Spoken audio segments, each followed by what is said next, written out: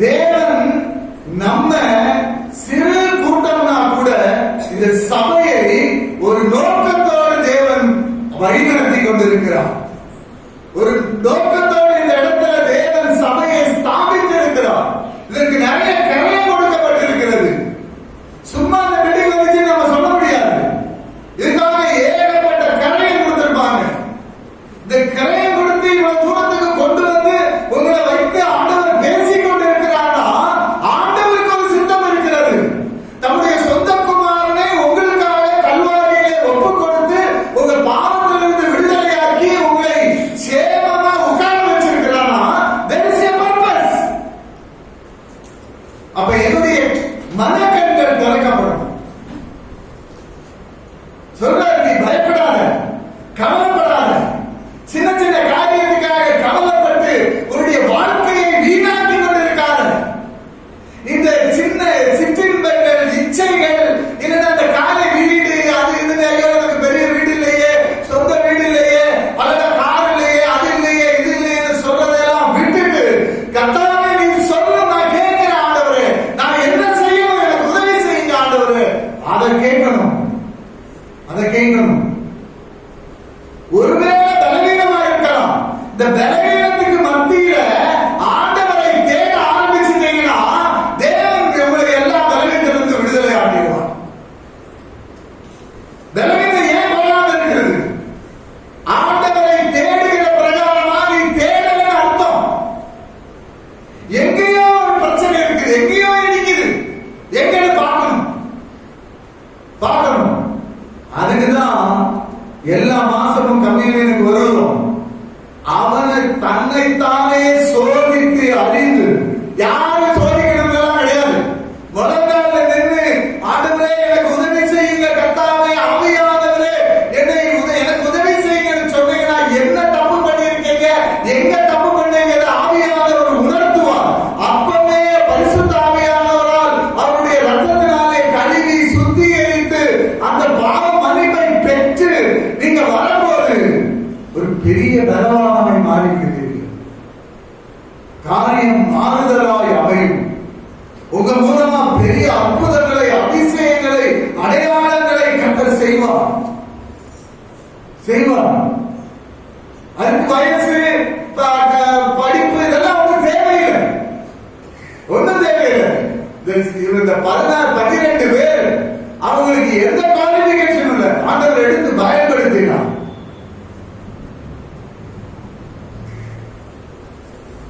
பயங்கரமா பயன்படுத்தினார். பேதெல்லாம் அவனுடைய சால்வைய மேல போட்டிருக்க அந்த சால்வைய தொட்டவனா சுகமா இருக்கான், நிழல் பட்டவனா சுகமா இருக்கான். சாதாரண மீன் பிடித்துக் கொண்டிருந்த ஒரு மனிதன் ஏசாமி மரிக்கிறது வரை அவனுக்கு என்னன்னே தெரியாது. மரித்த பிறகு கூட அவன் திரும்ப அந்த மீன் பிடிக்க போன ஆள். ஆனா பரிசுத்த ஆவியானவர் அவனுக்குள்ள வந்த மாத்திரத்துல வேறு மனுஷனாய் மாறிவிட்டான். உங்களுக்குள்ள இந்த ஆவியானவர் வந்து விட்டான், நீங்க வேறு மனுஷனாய் மாறிடுவீங்க. எடுத்து ஆண்டவர் பயப்படுத்த ஆரம்பித்து விடுவான். மலையிடெல்லாம் தகர்த்து எறியப்படுவான். சுவிசேஷத்துக்கு விரோதமாய் உங்க முன்னாடி நிற்கிற மலைகள் தகர்க்கப்படும். பெரிய பருவதமே நீ எம்மாத்திரம், செருபாபேலுக்கு முன்பாக நீ சமபூமியால். யார் இந்த செருபாபேல்? ஆலயத்தை கட்டி எழுப்பணும். தேவனுடைய ராஜ்யத்தை கட்டி எழுப்ப தெரிந்து கொள்ளப்பட்ட ஒருவன். தேவனுடைய ராஜ்யத்தை கட்டி எழுப்ப தெரிந்து கொள்ளப்பட்டவர்கள் நீங்கள். உங்களுக்கு முன்பாக நிற்கிற பெரிய பர்வதம் அது சமபூமியாய் மாறிவிடும். பலத்தினால் அல்ல, பராக்கிரமத்தினால் அல்ல, பரிசுத்த ஆவியானவரால் அது நடக்கும்.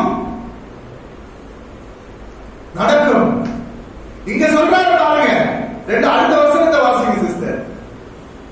இதோ போரடிக்கிறதற்கு நான் உன்னை புதிதும் கூர்மையுமான பற்களை இயந்திரமாக்குவேன்.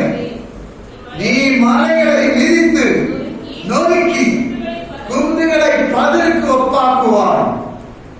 சும்மா சாதாரணமா படுத்து தூங்கிட்டு நீ சும்மா நாட்களை கடத்தி ஒரு யாருக்கும்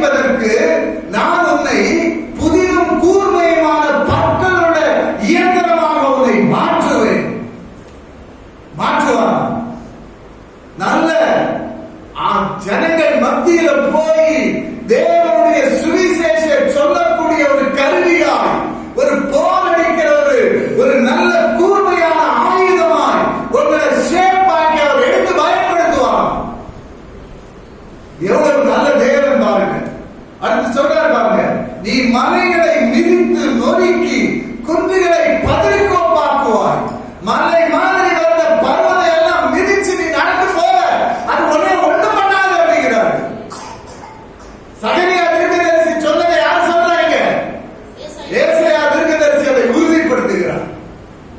உங்களை அவர் உபயோகப்படுத்தி மலைகளை எல்லாம் குன்றுகளை எல்லாம் மிதித்து நிரப்பாக்கி உங்களை அவர் பயன்படுத்துவார். வல்லமை உங்களுக்குள்ள வரும். யாரும் பக்கத்தில் நெருங்கவே முடியாது. அப்போஸ்தலனாகிய பவுல் ஆண்டவர் சொல்கிறார், நீ ராஜனுக்கு முன்பாக நிக்கணும். இந்த கப்பலெல்லாம் சேதமெல்லாம் உடைய ஒண்ணும் பண்ண முடியாது. நீ ராஜனுக்கு முன்பாக நிற்பாய் அப்படிங்கிறார். கரெக்டா போய் நின்னா கப்பல் உடஞ்சிச்சு, ஒன்னும் அவனை பண்ண முடியல. பாம்பு கடிச்சிக்க ஒன்னும் ஆகல.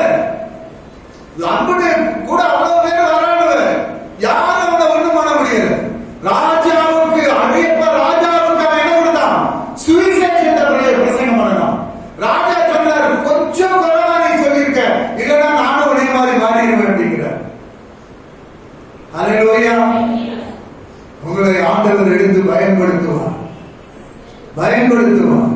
சும்மா ஒரு காரியத்துக்காக உங்களை அழைக்கல. நல்லா யோசிச்சுக்கோங்க. தேவன் உங்க மூலமா பெரிய காரியங்களை செய்ய போகிறார். இன்னைக்கு இல்லாத நாளைக்கு செய்வார், அதெல்லாம் அடுத்த வருஷம் செய்வார். நீங்க எழுதி வச்சுக்கோங்க. இந்த தரிசனத்துக்குள்ள நீங்க இருந்தீங்கன்னா தேவன் உங்களை எடுத்து பயன்படுத்துவார். மற்ற காரியங்கள் அது தன்னாடி வரும். ஆவிக்குரிய காரியங்கள் உங்களை வந்து ஆட்கொள்ள ஆரம்பிச்சிருச்சுன்னா வேலை கிடைச்சிடும், பணம் வந்துடும், வீடு வந்துடும், கார் வந்துடும், எல்லாம் வந்துடும். இவைகள் எல்லாம் உங்களுக்கு கூட கொடுக்கப்படும். அதுக்காக நீங்க பிரயாசப்படுத்த வேண்டாம். அதுக்காக பின்னாடி ஓட வேண்டாம். எல்லாம் உனக்கு வரும். சும்மா சின்ன சபையா இருக்கணும் அப்படின்னு யோசிக்காதுங்க. அவர் எங்கேயோ கொண்டு போயிருவார். யாக்கோபு ஒன்றும் தெரியாது. ஆனா யாக்கோபு மூலமா 12 கோத்திரங்களை ஆண்டவர் உருவாக்கினார். சிறு பூச்சியே, சிறிய கூட்டமே, ஆண்டவர் சொல்றார், பயப்படாதே, கர்த்தர் உனக்கு ராஜ்யத்தை கொடுக்க பிரியமாக இருக்கிறார். ஆண்டவர் ராஜ்யத்தை தர பிரியமாக இருக்கிறார். உங்க மூலையில உங்க பிள்ளைகள் மூலமா பெரிய காரியங்களை ஆண்டவர் செய்வார். பர்வதங்களை மிதிச்சு நடப்பாக்கி அதெல்லாம் பதிலா போயிருமா. ஒரு பெரிய காற்றை ஆண்டவர் அனுப்புவார், பதிலெல்லாம் ஓடி போயிடும். உங்களை எதுவும் ஒண்ணும் பண்ண முடியாது. நெல் மணிகளை எல்லாம் ஆண்டவர் உங்களுக்கு தந்துருவார். இந்த பதிலமாக இருக்கிறவங்களுக்கு விரோதமாய் வருகிற எல்லா சக்திகளையும் ஆண்டவர் ஒரு சூறாவளி காற்றுல தூக்கிட்டு போயிருவார். நான் சொல்லல, வேதம் சொல்கிறது. அடுத்த வசனத்தில் அது எழுதியிருக்கு. ஆண்டவர் காற்றை அனுப்புவார், பதிலெல்லாம் ஓடி போயிடும். வாசிங்க சிஸ்டர். இதோ இல்ல, அவைகளை தூற்றுவாய், அப்பொழுது காற்று அவைகளை கொண்டு போய் சுழல் காற்று அவைகளை பறக்கடிக்கும். நீயோ கர்த்தருக்குள்ளே கலிகூர்ந்து இஸ்ரவேலின் பரிசுத்தருக்குள்ளே மேன்மை பாராட்டிக் கொண்டிருப்பாய். பாருங்க, எல்லா எதிர்ப்புகள், எதிராளிகள் எல்லாம் பதில மாதிரி ஆண்டவர் பறக்கடித்துக் கொண்டு போயிருவார். நீங்க எப்படி இருப்பீங்கன்னா கர்த்தருக்குள் மகிழ்ந்து கலிகூர்ந்து அவரை மேன்மை பாராட்டிக் கொண்டிருப்பீர்கள். எவ்வளவு பெரிய பாக்கியம்! இந்த காலவேளையில உங்களுக்கு ஆண்டவர் சொல்லுகிறார், தரிசனம் இல்லைன்னா நினைக்காதுங்க. தரிசனம் இதுதான். சபைக்கு தரிசனமே இதுதான். என்ன தரிசனம் சொல்றாங்க? நீங்க வாங்க, மத்தேயு 28வது அதிகாரத்தை எடுங்க. பாருங்க, 12வது வசனத்தில் இருக்கு. அப்பொழுது இயேசு சமீபத்தில் வந்து அவர்களை நோக்கி, வானத்திலும் பூமியிலும் சகல அதிகாரமும் எனக்கு கொடுக்கப்பட்டிருக்கிறது. ஆகையால் நீங்கள் புறப்பட்டு போய் சகல ஜாதிகளையும் சீசராக்கி பிதா குமாரன் பரிசுத்த ஆவியின் நாமத்தினாலே அவர்களுக்கு ஞானஸ்தானம் கொடுத்து, நான் உங்களுக்கு கட்டளையிட்ட யாவையும் அவர்கள் கைக்கொள்ளும்படி அவர்களுக்கு உபதேசம் பண்ணுங்கள். இதோ உலகத்தின் முடிவு பரியந்தம் சகல நாட்களிலும் நான் உங்களோடு கூட இருக்கிறேன் என்றார். இதுதான் சபைக்கு தரிசனம். ஆண்டவர் சொல்லுகிறார், கூப்பிடுறாரு. எப்படி பேசுறாரு பாருங்க. செய்யலாம், செய்யக்கூடாது, வேணும்னா செய்யலாம், இல்லைன்னா செய்யாம இருக்கலாம். அப்படியெல்லாம் சொல்லல, கட்டளை மாதிரி கொடுத்திருக்கிறார். கமாண்ட் பண்றார். என்ன கமாண்ட் பண்றாரு பாருங்க. இயேசு சமீபத்தில் வந்து அவர்களை நோக்கி, வானத்திலும் பூமியிலும் சகல அதிகாரங்களும் எனக்கு கொடுக்கப்பட்டிருக்கிறது. அப்படின்னா எனக்கு எல்லா அதிகாரமும் வந்துருச்சு. வானத்துக்கு பூமிக்கும் சகல அதிகாரம் படைத்த தேவன் அவர். இப்போ அவர் எல்லா நாமத்துக்கும் மேலான நாமத்தை ஆண்டவர் அவருக்கு கொடுத்திருக்கிறார். எல்லாருடைய முழங்கால்களும் அந்த நாமத்துக்கு முன்பாக முடங்கும். எல்லாருடைய நாமம் இயேசுவே ஆண்டவர் என்று அந்த நாமத்துக்கு முன்பாக அறிக்கை பண்ணும். அந்த நாமத்தை எனக்கு ஆண்டவர் கொடுத்திருக்கிறார். என் நாமம் தரிக்கப்பட்ட என்னுடைய ஜனங்கள் அப்படிங்கிறார் சொல்றாரு. சொல்லிட்டு, ஆகையால் நீங்க புறப்பட்டு போகணுங்கிறார். எப்ப முடியுமோ அப்ப போகணும்னு சொல்லல, உங்களுக்கு முடிஞ்சிச்சுன்னா போகணும்னு சொல்லல, கண்டிப்பா போய் என்ன பண்ணணும்னு சொல்லிருக்காரு. ஒரே அதை பாத்தீங்கன்னா புல் ஸ்டாப்பே இருக்காது, அப்படியே போய்கிட்டே இருக்கும். ஆகையால் நீங்க புறப்பட்டு போய் சகல ஜாதிகளும் சீசர் ஆக்கி, பிதா குமாரன் பரிசுத்த ஆவியின் நாமத்தினாலே அவர்களுக்கு ஞானஸ்தானம் கொடுத்து, நான் உங்களுக்கு கட்டளையிட்டதையும் அவர்கள் கை கொள்ளும்படி அவர்களுக்கு உபதேசம் பண்ணுங்கள். நம்ம இதை செய்தோமா? எல்லா ஆண்டவர் தந்திருக்கிறார். 30 வருஷத்துக்கு மேல கிறிஸ்தவங்களா இருக்கிறவங்க இங்க நிறைய பேர் இருக்கிறீங்களா? பிறந்ததே கிறிஸ்தவனா பிறந்தவங்க இருக்கிறோம். 30 வருஷமா நம்ம விசுவாசிகளாவே இருக்கிறோம்னா there is no purpose. அப்படிதானே? விசுவாசிகளாவே இருந்துட்டோம்னா ஆண்டவருடைய சித்தம் என்ன ஆகல? நிறைவேறல அர்த்தம். நிறைவேறல. எல்லாத்தையும் விசுவாசிகள் ஆக்குங்க அப்படின்னு ஆண்டவர் போடுறாரு. போடவே இல்லை. ஆண்டவர் கடைசியில கொடுத்த கட்டளையே இதுதான். அதுதான் எல்லாரும் கிரேட் கமிஷன் அப்படிங்கிறாங்க. இது எல்லாருக்கும் சொல்லப்பட்டது. எல்லாருக்கும் சொல்லப்பட்டது. ஆண்டவர் சொல்றாரு, புறப்பட்டு போங்கிறார். போய் என்ன பண்ணணும்? உலகத்தில் இருக்கிற எல்லாமே நீ சீசர் ஆக்கணுங்கிறார். பிதா குமாரன் பரிசுத்த ஆவியானவரால் நீங்க என்ன பண்ணணும்? ஞானஸ்தானம் கொடுங்க அப்படிங்கிறார். உலகத்தின் முடிவு பரியந்தம் சதா காலங்களில் நான் எப்படி இருக்கிறேன்? உன் கூடவே இருக்கிறேன் அப்படிங்கிறார். நீ போய் பண்ணுப்பா அப்படிங்கிறார். மத்தேயு 5:14 வசனம் வாசிங்க. நீங்கள் உலகத்துக்கு வெளிச்சமாய் இருக்கிறீர்கள். மலையின் மேல் இருக்கிற பட்டணம் மறைந்திருக்க மாட்டாது. விளக்கை கொளுத்தி மரக்காலால் முடி வைக்காமல் விளக்கு தண்டின் மேல் வைப்பார்கள். அப்பொழுது அது வீட்டில் உள்ள யாவருக்கும் வெளிச்சம் கொடுக்கும். இவ்விதமாய் மனுஷர் உங்கள் நற்கிரியைகளை கண்டு பரலோகத்தில் இருக்கிற உங்கள் பிதாவை மகிமைப்படுத்தும்படி உங்கள் வெளிச்சம் அவர்கள் முன்பாக பிரகாசிக்க கடவுது. நீங்க யாரு? உங்களை ஒரு நோக்கத்தோட ஆண்டவர் அழைத்திருக்கிறார்.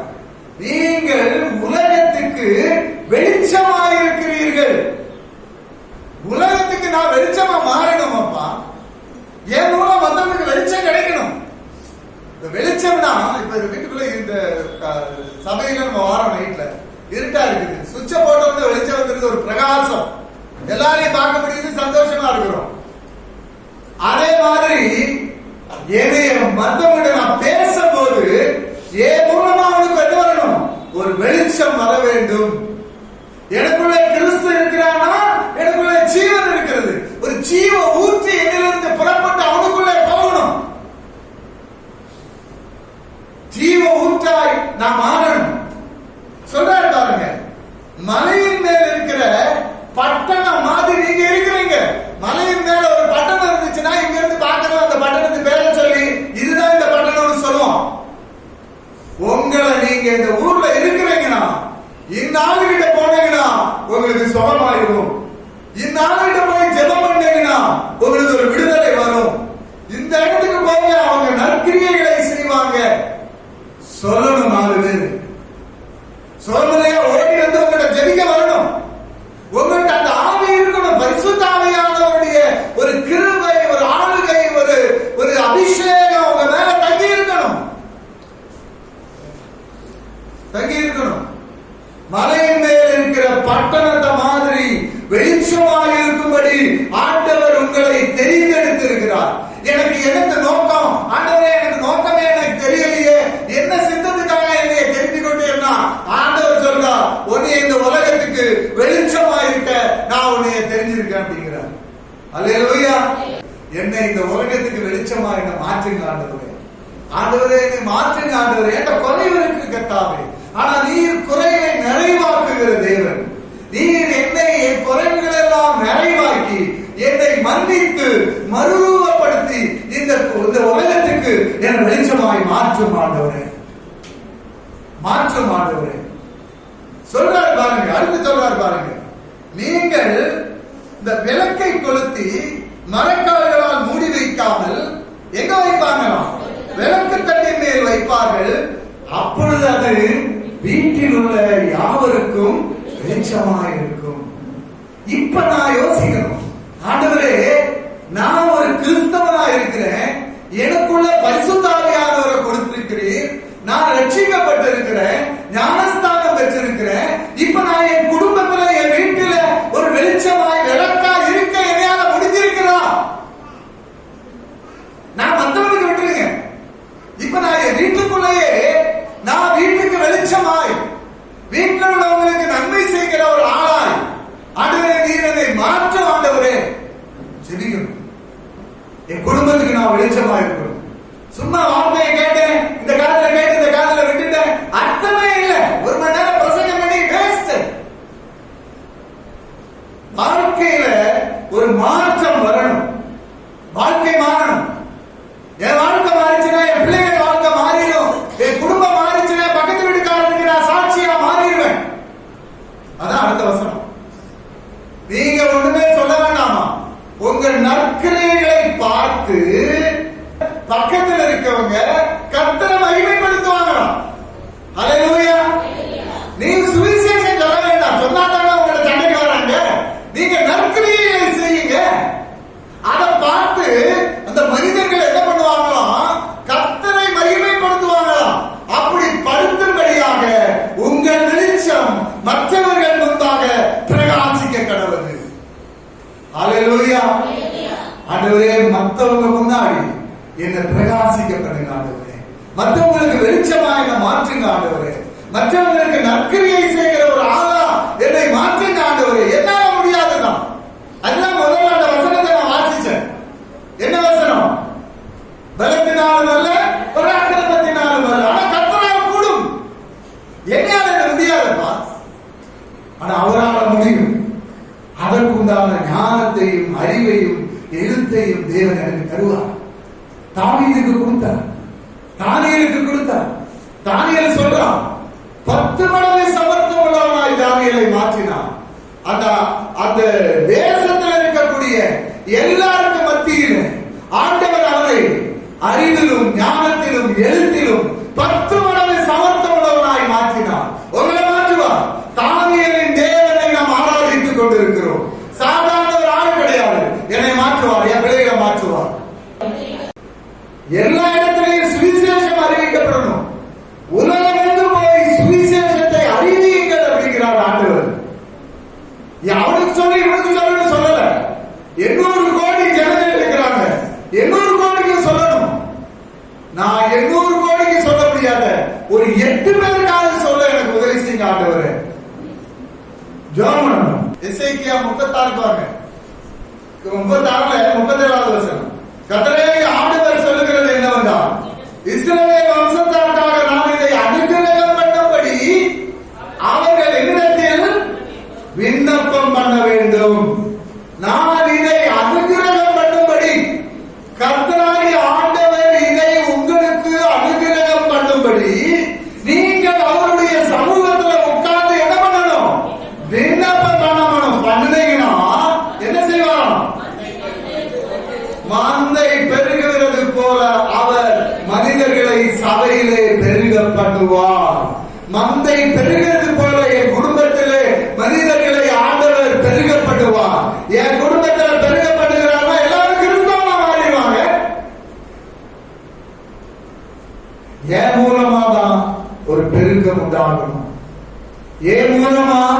சபையில ஒரு பெரிய பெருக்கம் உண்டாகணும். கர்த்தாவே, உம்முடைய வசனம் சொல்லுகிறது, நீங்க இதை அனுகிரகம் பண்ணும்படி என்னிடத்தில் விண்ணப்பம் பண்ணுங்க சொன்னீங்க ஆண்டவரே. நான் முழங்கால நின்று உம்மிடத்தில் நான் ஜெபிக்கிறேன் ஆண்டவரே. என் ஜெபத்தை கேட்டு என்னுடைய சபையிலே மனிதர்களை மந்தை பெருகிறது போல பெருக பண்ணுங்க ஆண்டவரே சொல்ல. ஒரு பிரசங்கத்துல 3000 பேர், அடுத்த பிரசங்கத்தில் 5000, அடுத்த அனுதினமும் ரட்சிக்கப்பட்டவர்கள் சபையிலே சேர்த்துக் கொண்டு வந்தார்கள். கேளுங்க, அப்பொழுது உங்களுக்கு தருவேன் அப்படிங்கிறார். உங்களுக்கு ஜாதிகளை சொந்தமா தருவேன், பூமியின் எல்லாம் உங்களுக்கு நான் சொந்தமா கொடுப்பேன். நீ எப்படி இருக்கணும்? கர்த்தருக்கு முன்பாக வரும்போது அந்த பயத்தோடும் நடுக்கத்தோடும் தேவனுக்கு முன்பாக நீ நிற்கணும். ஒரு சமயத்துக்கு வந்து நிற்க கூடாது, ஒரு சமயத்துக்கு ஜெபிக்க கூடாது, ஒரு சமயத்துக்கு பேசக்கூடாது. உனக்குள்ள கிறிஸ்து இருக்கிறார் அப்படிங்கக்கூடிய உணர்வு இருக்கணும். உனக்காக தன்னுடைய சொந்த குமாரனுடைய கல்வாரியில ரத்தத்தை கரையமா அளந்து உனக்கு கொடுத்து வெளியே ஒரு பெரிய விலைக்கரையத்துக்கு மீட்டிருக்கிறார் அப்படிங்கக்கூடிய உணர்வுள்ள இருதயம் நமக்கு இருக்கணும். கண்கள் திறக்கப்படணும், மனக்கண்கள் திறக்கப்படணும். குடும்பத்தில் பெரிய மாற்றம் உண்டாகும், மாற்றம் உண்டாகும். ஜெபிக்கணும். ஜெபம் சொல்றாரு, கேளுங்கள் அப்படிங்கிறாரு, விண்ணப்பம் பண்ணுங்கள் அப்படிங்கிறாரு. வரக்கூடிய ஆபத்துக்கு தப்பித்துக் கொள்ளும்படி இடைவிடாமல் ஜெபம் பண்ணுங்கள் அப்படிங்கிறாரு. சோதனைக்கு உட்படாமல் விழித்திருந்து ஜெபியுங்கள் அப்படிங்கிறாரு. இது எல்லாம் கேட்டுட்டு நான் பழையபடியும் அந்த அப்படியே தான் இருப்போம்னா ஒன்று நடக்காது, ஒன்று நடக்காது. தேவனுக்கு ஒரு சித்தம் இருக்கிறது. தேவன் ஒரு நோக்கத்தோடு உங்களை என்னையும் அழைத்திருக்கிறார். உங்களுக்கு இவ்வளவு அழகா திரும்ப திரும்ப போதிச்சுக்கிட்டு இருக்கிறாங்க. சங்கீதக்காரன் தான் சொல்றான் இதெல்லாம். அவங்க சங்கீதக்காரன் பேசுறது எல்லாமே ஒரு ஜெபம் தான். அந்த சங்கீதம் எழுதியிருக்கிறது எல்லாம் ஜெபம் தான். நீங்க நம்ம அதெல்லாம் படிச்சுட்டு நம்முடைய எண்ணங்களில ஒரு மாற்றம் வரலன்னா ரொம்ப கஷ்டம். நம்ம அதை ஜெபிக்கணும். ஆண்டவரே, எனக்கு உணர்வுள்ள இருதயத்தை தாங்க, காண்கிற கண்களை தாங்க ஆண்டவரே. நான் சபைக்கு இன்னைக்கு போறேன் ஆண்டவரே, நீங்க என் கூட இடைப்படணும் ஆண்டவரே. உங்களுடைய பரிசுத்த கிருபை என்னை நிரப்பணும் ஆண்டவரே. ஆவியானவர் என்னை நிரப்பணும் ஆண்டவரே. என்னுடைய எண்ணங்கள்ல ஒரு மாற்றம் வரணும் ஆண்டவரே. என் மூலமா என்னுடைய குடும்பத்துல நான் ஒரு வெளிச்சமா மாறணும் ஆண்டவரே. இந்த மலையின் மேல இருக்கிற பட்டணம் மாதிரி என் குடும்பம் மலையின் மேல இருக்கணும் ஆண்டவரே. மலைகளை இடித்து நொறுக்கி பதிலாக்கக்கூடிய ஒரு வல்லமையை எனக்கு தாருங்க ஆண்டவரே. எனக்கு முன்பாக மதில் மாதிரி நிற்கிற, மலை மாதிரி நிற்கிற, பருவதம் மாதிரி நிற்கிற இந்த பிரச்சனைகளை எல்லாம் விதித்து பருவதம் பதிலாக்கக்கூடிய ஒரு கிருபையை எனக்கு தாங்க ஆண்டவரே. உங்களுடைய வல்லமையினால் என்ன நிரப்புங்க ஆண்டவரே. என்னை என் பக்கத்தில் இருக்கிற இந்த கிராமத்துக்கு மொத்தத்துக்கும் என்னை ஒரு வெளிச்சமாய் மாற்றுங்க ஆண்டவரே. நற்கிரியை செய்கிற ஆளா என்ன மாற்றுங்க ஆண்டவரே. என்னிலே ஒரு பெரிய மாற்றம் உண்டாகணும் ஆண்டவரே. ஜெபிக்காதீங்க, ஆண்டவர் எல்லாத்தையும் மாற்றிடுவார். ஹல்லேலூயா.